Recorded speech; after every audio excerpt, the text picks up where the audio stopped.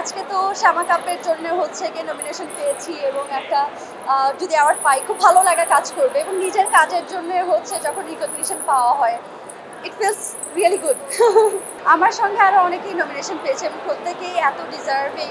So I don't know, but excitement তো কাজ করছে। আমি সো হোপফুল, যদি পাই খুবই ভালো লাগবে আমার। এর মধ্যে হচ্ছে কি আমার 3টা সিনেমার কাজ কমপ্লিটলি শেষ করা হয়েছে, পোস্ট প্রোডাকশনের কাজ চলছে। একটা হয়তো বা এই কুরবানিতে আসতে পারে, এখন আমি শিওর না। যদি আসে তাহলে তো ভালো, সেটা তখন আমি জানাতেও পারবো, কারণ এখনও যেহেতু শিওর না সেটা নিয়ে আমি প্রপারলি কিছু বলতেও পারছি না। বাট এছাড়া নাটক করছি, বাকি যেসব কাজ সেগুলোও করছি, কাজের মধ্যেই আছি। এই আজকের লুকটা হচ্ছে কি, যেহেতু আমি শ্যামা কাপের জন্য অ্যাওয়ার্ডের নমিনেশন পেয়েছি, সো আমি একটু শ্যামাকে মাথায় রেখে একটু ট্রেডিশনাল ওয়েতে, গাউন না শাড়ি, ট্রেডিশনাল ওয়েতে সেটার সাথে ফিউশন করে নীলাকে মডার্ন ওয়েতে কীভাবে আনা যায় একটা অ্যাওয়ার্ড প্রোগ্রামে, সেটা ট্রাই করেছি আমি। না, এর আগে আসলে আমি এভাবে অ্যাওয়ার্ড প্রোগ্রামে কখনোই আসিনি।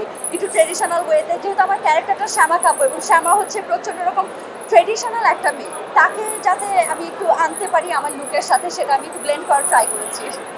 হ্যাঁ, আসলে আমরা সবাই যারা অ্যাক্টর আছি বা হচ্ছে আমাদের প্রফেশনে যারা আছে, সবাই তো ব্যস্ত থাকে, ওরকম করে নিজেদের করে খুব একটা দেখা সাক্ষাতের সময় হয়ে ওঠে না। কিন্তু অ্যাওয়ার্ড প্রোগ্রামে আমরা সবাই সবাইকে দেখতে পাই এবং সবাই হচ্ছে গিয়ে সেজে গুজে আসে, অনেকটা ঈদের আমেজের মতো একটা ভাইব পাওয়া যায় এবং অনেক পারফরমেন্স হয়, গান হয়। আমি খুব এনজয় করি অ্যাওয়ার্ড প্রোগ্রাম।